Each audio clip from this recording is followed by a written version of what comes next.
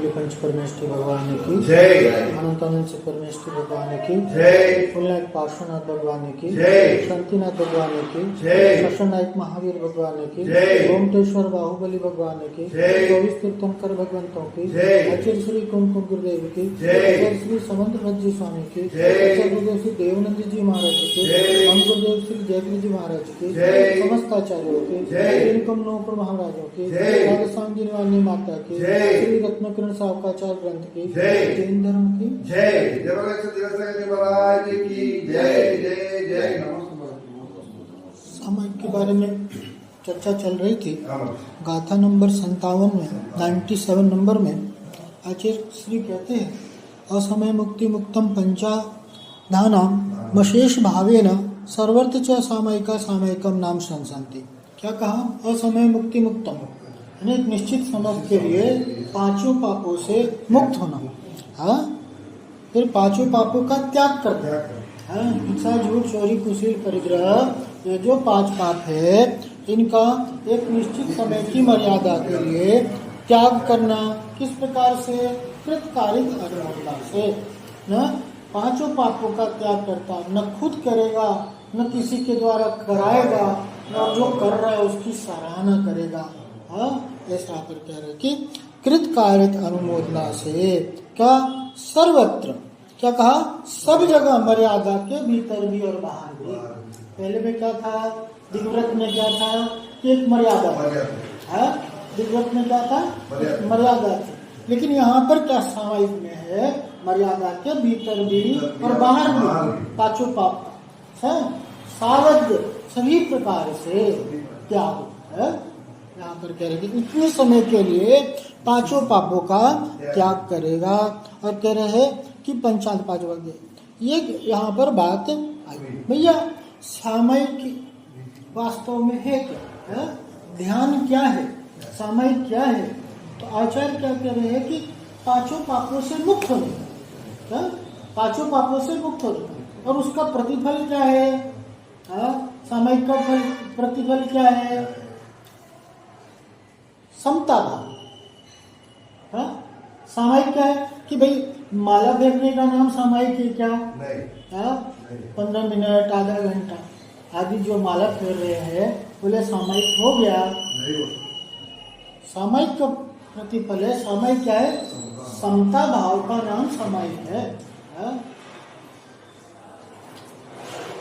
दुख में, सुख में, बंधु में, बैरी में, जंगल में, महल में, सभी प्रकार की परिस्थिति में कैसा हो? समानता का भाव हो।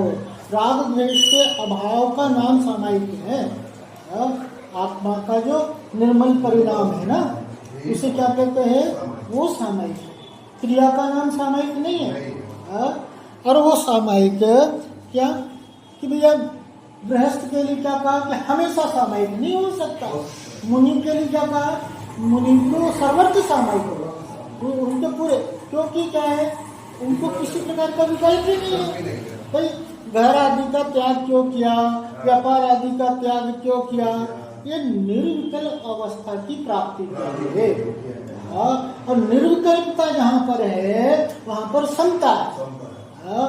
ममता तजना, समता भजना ही सामयिक है। और समता तब होगी जब ममता का त्याग होगा। सबसे बड़ा बाधक क्या है? यह मोह बाधक है, यह ममत्व का भाव बाधक है। पर वस्तु के प्रति जो ममत्व का भाव है उसकी त्याग का नाम है। ये समता भाव किस प्रकार से आएगा?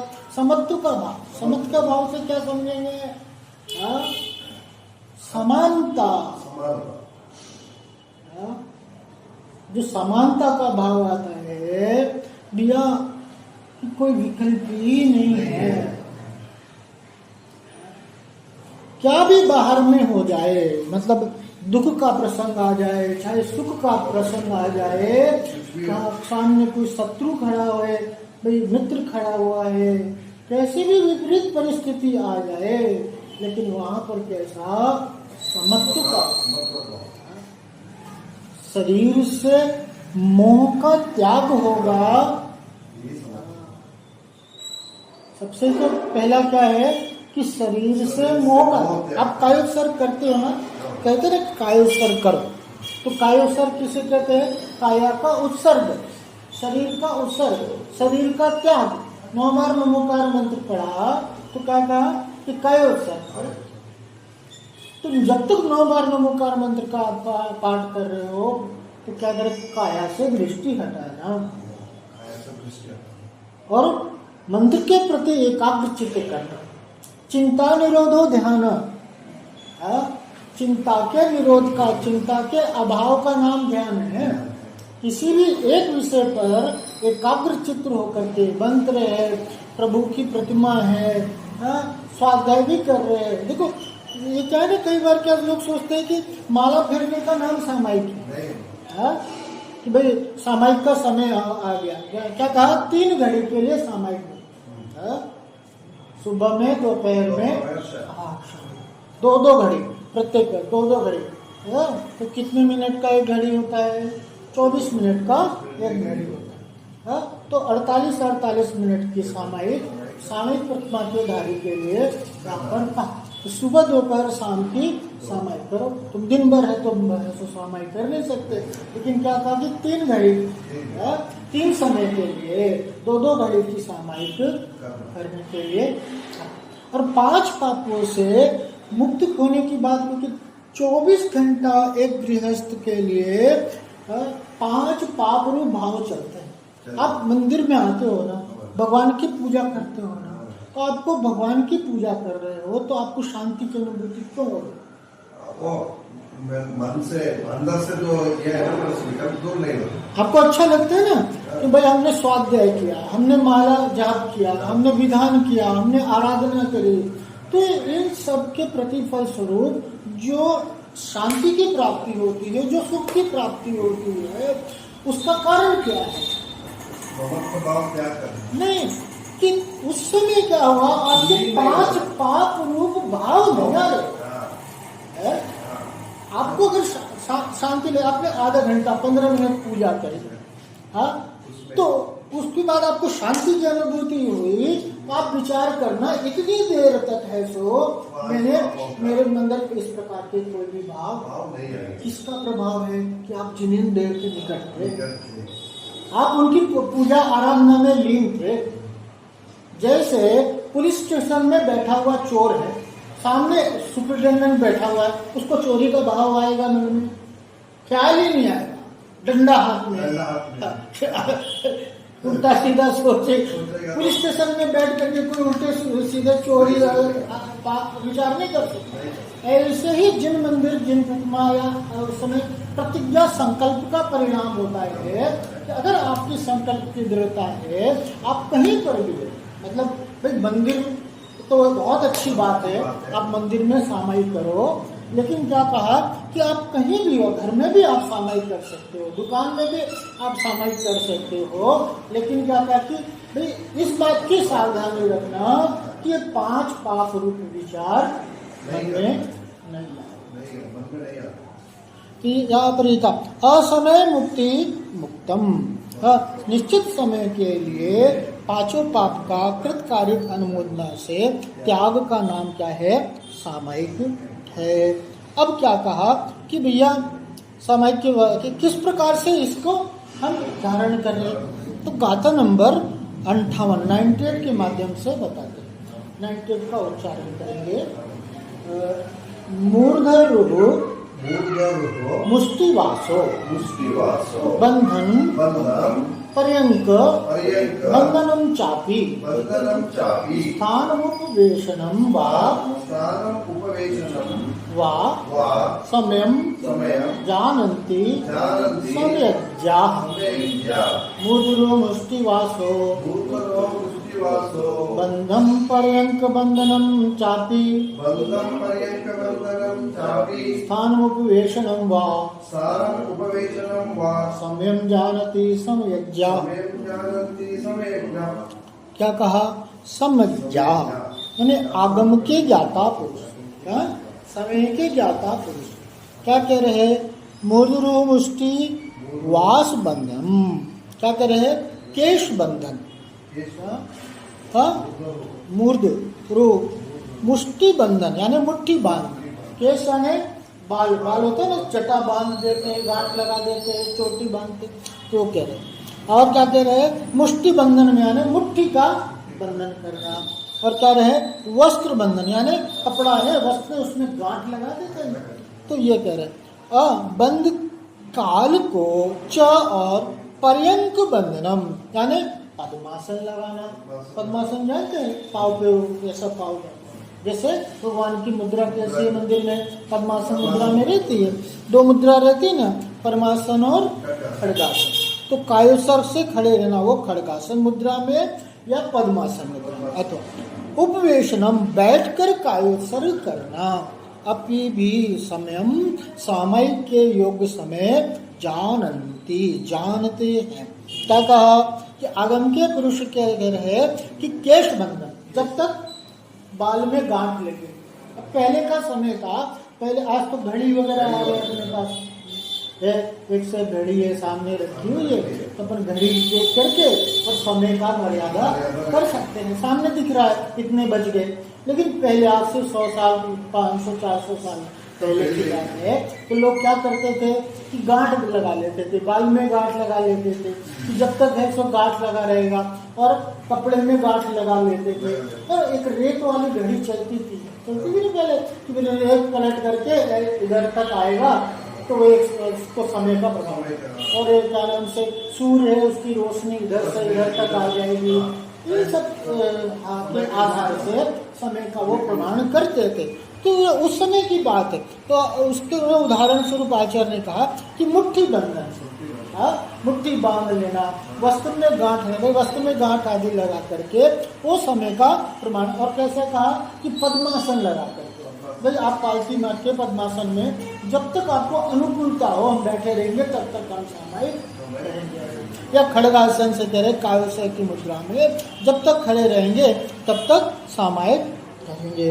अब यहाँ पर देखो, मूर्धरु मुष्टि वास, इन 3 शब्दों का दंश क्या कहते हैं।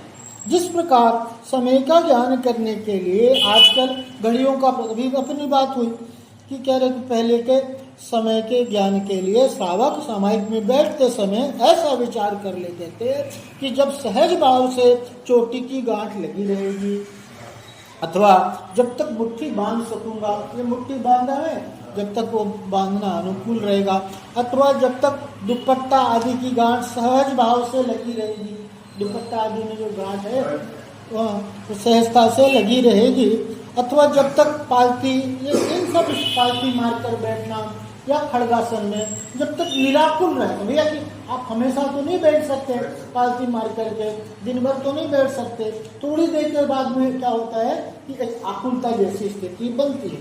तो जब तक निराकुलता रहेगी, जब तक मतलब अनुकूलता रहेगा, तो करेगी ऐसा तेरी पूर्वक पद्मासन में बैठ सकूंगा तब पद्मासन में समाहित करूंगा, या खड़गासन में, जैसा उचित लगेगा सामायिक कहलाता है। अब यहाँ पर कह रहे हैं कि समय का अर्थ आचार होता है। समय का अर्थ क्या है? आचार। आचार का आचरण करना। हाँ, और कह रहे कि अतः समयम जानन्ति समज्ञा, जहाँ पर समय का अर्थ आचार हो सकता है और आचार का अर्थों की विधि है, अतः सामायिक के लिए बैठते समय श्रावक को चाहिए कि वह अपने केशों और वस्तुओं को संभाल कर बांध ले। भी क्या होता है कि बाल वगैरह खुले रहते ना, हाँ, तो कैसा रहेगा कि बाल हवा आदि से उड़ेंगे तो ध्यान आपका भटके, इसलिए कहा कि बाल वगैरह कैसा हो, बंधा हुआ हो, हाँ, आपको करके संभाल के बांध ले, जिसके वे बीच में खुलकर आकुलता उत्पन्न नहीं करें। तो भैया अगर बीच में खुल गए तो क्या होगा? हाँ, वहाँ पर आकुलता होगी। हाथों की अंगुलियों को खुला न रखे किंतु अंगुलियां बांध लें। क्या होगा? हाथ की उंगली रहती ना, ये खुला नहीं रखे, ये बंधी हुई रहेगी। इस प्रकार से कह रहे थे कि अंगुली को बांध। हाँ, कह रहे आसनों में पालती बांधना, कायोत्सर्ग से खड़े होना अथवा पद्मासन से बैठना। इन 3 आसनों में जिस आसन से निश्चित समय तक निराकुलता को क्या करें? पालती मार करके बैठे। तो एक पर ये पालती में, तो पाँव पर पाँव ऐसे चढ़ा करके वो क्या कहलाता है, पद्मासन और खड़गासन। इन 3 मुद्रा में कह रहे हैं कि निश्चित समय तक निराकुलता पूर्वक रह सके उस आसन को स्वीकृत करें। हाँ भाई, जैसे जो आपको अनुकूल लगे उस आसन को क्या करो, धारण करो। हाँ, और क्या करें, सामायिक के बीच में आसन में परिवर्तन न करें। अभी क्या करेंगे, अब ऐसे बैठे थे तो फिर उसमें हिल डुल रहे हैं। क्या है कि मन वचन का, इसको क्या कहते हैं, योग। और योगों की स्थिरता तभी बनेगी जब आप इन कारणों को अपनाओगे। अब आपकी शरीर की हलन चलन पर तो ध्यान नहीं दे रहे, जितना हिल डुल करोगे उतनी आपकी एकाग्रता भंग होगी। इसलिए यहाँ पर क्या कि भाई सामायिक आसन में कोई ये नहीं है, बाध्यता नहीं है। 1 घड़ी 2 घड़ी जितना आपको अनुकूल लगे उतनी देर के लिए आपके अंदर स्थिरता होनी चाहिए। कि भैया आपका ध्यान है ना, एकाग्रचित्त कैसे होगा, हमने जो चिंता है, जो विकल्प है, उसका अभाव कैसे होगा, कि आपके अंदर कितनी स्थिरता आएगी। घर में भी आप कार्य करते हो ना, आप दुकान में आप काम करते हो तो क्या करते हो, मन की स्थिरता नहीं है तो अब आप नोट गिन रहे हो, अब नोट गिन रहे हो तो ध्यान भटक गया तो क्या होगा, एक का ज्यादा या कम गिना जाएगा, फिर दोबारा गिनते। तो क्या करते हो कि भैया हल्ला गुल्ला मत करो, तुम ये मत करो, अभी क्या कर रहे हो, कोई भी काम करते हो घर में भी, जब तक आपके अंदर में एकाग्रता नहीं होगी तब तक आपके लिए सफलता प्राप्ति नहीं हो सकती। किसी भी कार्य में आपके घर में माँ बहन है, वो किसी ऐसो डिस्को बनाती है, कोई आइटम बन रहा है। अब वो आइटम बन रहा है तो अगर जरा सा ध्यान चूक गया तो क्या होता है, नमक ज्यादा डल गया, नमक की जगह क्या डल गया, शक्कर डल गई, तो क्या होगा कि पूरा का पूरा सारा खेल एकाग्रता का। यहाँ पर कह रहे कि यहाँ सामायिक में भी ऐसी स्थिति है, ध्यान में भी ऐसी स्थिति है कि जितना जितना विकल्पों से छूटोगे। और उसके लिए यहाँ पर क्या बता दिया माध्यम कि भैया आप इन सो कारणों को अपनाओ, अपने जीवन में लेकर के आओ। हाँ, यहाँ पर करें मूर्ध रुह मुष्टि वासो बंधन पर्यंक बंधन चापी स्थान उपेशनम वा सम्यम जानती सम्यक्या। क्या कह रहे कि समंत स्वामी द्वारा विचरित रत्नकरण साकाचार ग्रंथ में वाचना में पूर्व कारिका में सामायिक शिक्षा व्रत का स्वरूप बताया कि एक निश्चित समय के लिए 5 पापों का नवकोटि से मुक्त हो जाना। नवकोटि से विकृत कार्य अनुमोदन से न स्वयं करेगा न कराएगा, तीनों में लगाना, ऐसे कहते हैं नवकोटि। हाँ, मुक्त हो जाना। आचार्य महोदय की एक विद्या रही कि उन्होंने किसी बात को कहा तो अधूरा नहीं छोड़ा। अपन ने देखा ना कि भाई जो दिग्व्रत भी था तो उसको क्या था, पूरा विस्तार से अपने को समझाया कि भैया दिग्व्रत क्या होता है, देशव्रत क्या होता है, किस प्रकार से उसका पालन किया जाए, किस प्रकार से उसमें दोष होते हैं, उसमें अतिचार होते हैं, उनका ध्यान रख करके उन्हें जीवन से दूर किया जा सकता है। उसी प्रकार से हमने लिए सामायिक के संबंध में भी उन्होंने बताया कि पहले नंबर क्या बताया कि जान लो सामायिक क्या है, सामायिक क्या है, और फिर सामायिक की विधि बता दी उन्होंने। भैया इस प्रकार से तुम ऐसो समय की मर्यादा लेकर के और ये गांठ बंधन या घड़ी को किस प्रकार से अपने ना जीवन में ऐसे लेकर के आओ। भाई समय का एक प्रमाण करने के लिए बताया है यहाँ पर कि उन्होंने औपचारिकता नहीं निभाई, उन्होंने भव्य जीवों का हितार्थ कार्य किया। कि क्या कहा, वो औपचारिक रूप से नहीं, तुम्हारे हित के लिए, तुम्हारे कल्याण की बात कही है। वह भवजीव तभी अपना हित कर पाएगा जब उसकी समझ में बात आ जाए। जब तक ग्रंथियां खुलती नहीं है, गुत्थियां सुलझती नहीं है, जब तक सरलता चित्त में नहीं आती है, रस्सी को उलझा दो, गांठ में गांठ लगाते चले जाओ तो रस्सी छोटी होती चली जाती है।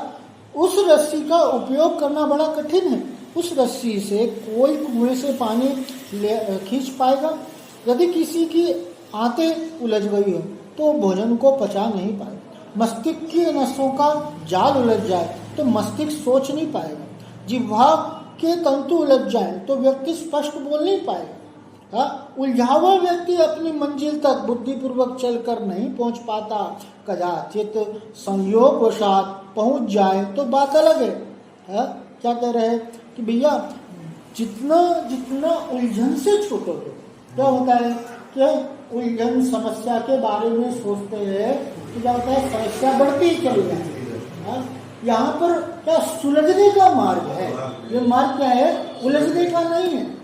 हाँ, जितने भी ग्रंथियां हैं, जितने भी उलझन हैं, उन सबका क्या करो, त्याग करो, उन सब से अपनी दृष्टि को हटाओ। यहाँ पर ये कह रहे हैं, क्या कहे, समत्व में आत्मा के परिणामों का नाम सामायिक है। समत्व में, समता में आत्मा के जो परिणाम है, जिस समय राग द्वेष मंद हो जाए, कषाय मंद हो जाए, आसक्ति न रहे, संसार शरीर भोगों से विरक्त हो जाए, आत्मा के कल्याण के प्रति तीव्र लगन लग जाए, वह समत्व भाव जहाँ किसी के चाह नहीं है, वहाँ जहाँ संसार की कोई राह नहीं, बस एक आत्मा में प्रवेश करने की राह, आत्मा को शुद्ध बनाने की राह, वह सामायिक है। क्या कहा कि भाई समत्व में आत्मा के परिणामों का नाम सामायिक है। जो समता में जो शांत आत्मा के भाव है ना, उसे क्या कहते हैं, सामायिक। कह रहे कि जिस समय राग द्वेष मंद हो जाए, आप धर्म करते हो ना, तो ये किस बात की सूचना है, आपके धर्म के भाव क्यों हो रहे, आप मंदिर में क्यों आए, आप माला फेरने क्यों बैठ गए, आप जिनवानी की साधना करने क्यों बैठ गए, क्यों बैठ गए, नहीं तो शायद की मंदता नहीं होगी तब इस परिणति होगी नहीं। ये किस बात की सूचना दे रहा है, आपको स्वाध्याय में मन लग रहा है, आपको स्वाध्याय में मन लग रहा है, आपको भगवान की पूजन आराधन में मन लग रहा है, ये किस बात की सूचना है, आपके अंदर अभी कषायों की मंदता है, और इन क्रियाओं के माध्यम से वो मंद अवस्था और मंदतर अवस्था को प्राप्त और मंद होती है। कषायों की तीव्रता में ये धर्म के भाव नहीं होते। मंदिर क्यों अच्छा लगता है,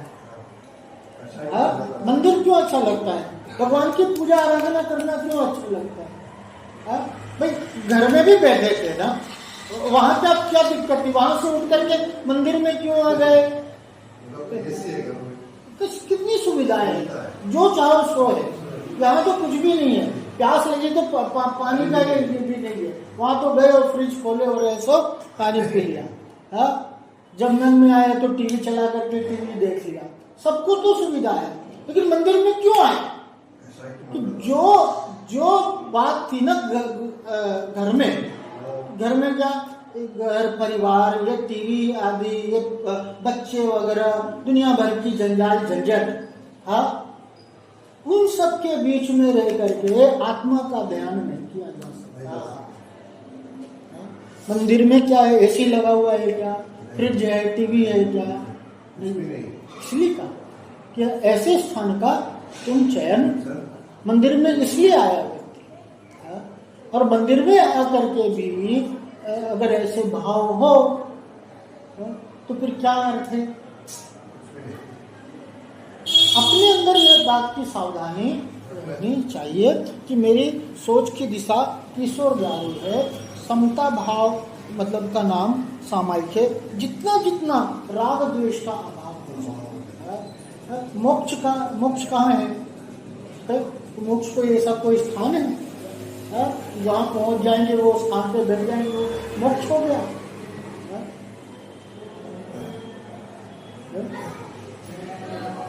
मोक्ष तेरे भीतर बसा, उसका कर श्रद्धा, फिर क्यों बाहर ढूंढता स्वयं सुख की खान, स्वयं सुख की खान। मोक्ष कोई बाहर नहीं है, सुख शांति कहीं बाहर नहीं है, सुख शांति अंदर है।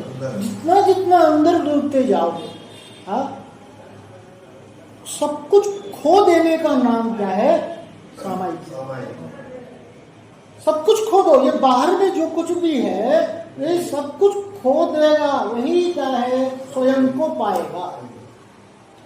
जो अभी तक मान रहा है कि ये घर मेरा है, ये परिवार मेरा है, ये धन संपत्ति आदि मेरी है, अगर उस ओर ध्यान चल रहा है तो बोलो सामायिक कर पाएगा क्या? आत्मा का ध्यान नहीं कर सकता। आत्मा का तो ध्यान वही कर सकता है जो उनसे दृष्टि है, जो जानाति अपानम दब्बत गुणत पज्जतम है, सो जानाति अपानम। क्या कहा? जो जानाति अर्हंता दब्बत गुणत पज्जतम सो जानाति अपानम मो खलु जायते तस्य। जो अरहंत भगवान को द्रव्य गुण पर आय से क्या जानता है? स्वयं के समान जानता है। द्रव्य से, गुण से, पर्याय से मैं कैसा है हूँ? अरहंत प्रभु के समान हूँ। और वही क्या जानता है?